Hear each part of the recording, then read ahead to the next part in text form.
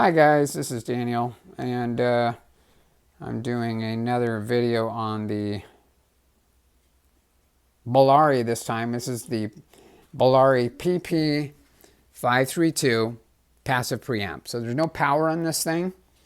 It's got the 4 inputs here, stages with the switches. So you have 4 different input, and then you have volume control here, which connect in, and then you have your output here. So what I did is I connected this directly to the Bob Latino amplifier.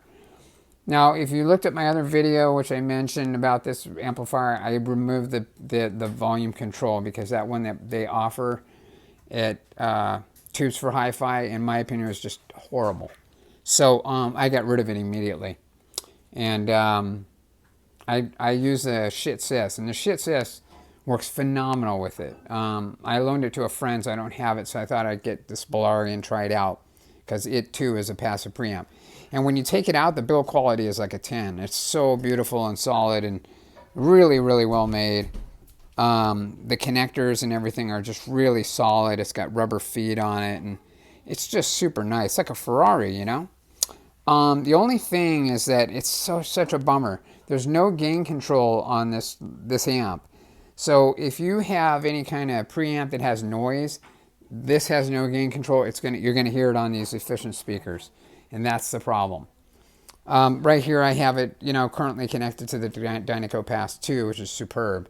So I do like passive preamps. Unfortunately, the synergy with that, and the Bob Latino, which is specifically why I bought this, is not a good match, at least for me. But that doesn't mean it won't be good for you. It might work good for something you have, so I wouldn't allow it to discourage you necessarily.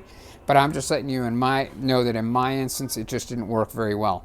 2 things I noticed is that for whatever the reason, I had a very slight hum in the right channel, but nothing objectionable, but I did have it in the right, not the left. And number 2, it just sounds too thin for my taste. Even the Shit Sis, I have no idea why. It's a passive preamp. It sounds noticeably better than this, but I loaned it to a friend, and so I got this for the time being.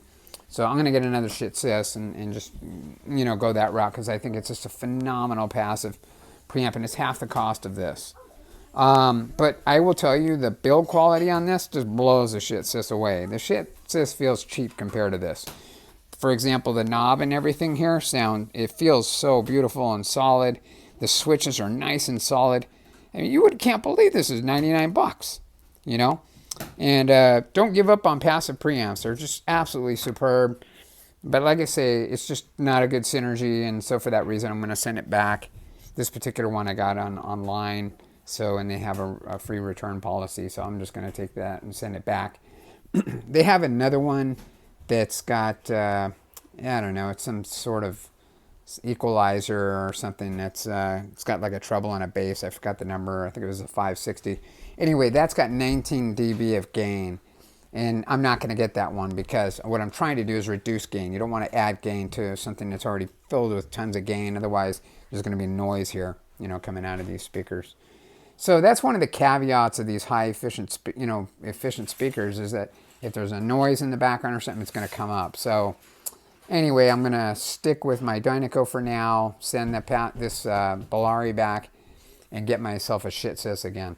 Anyway, that's my take on this Bellari, and like I say, don't give up necessarily on this. It's a beautiful product. It might work good with what you have, but for this setup, it didn't work out, unfortunately, and I'm so bummed that I'm going to send it back because I really, really wanted to like this. All right.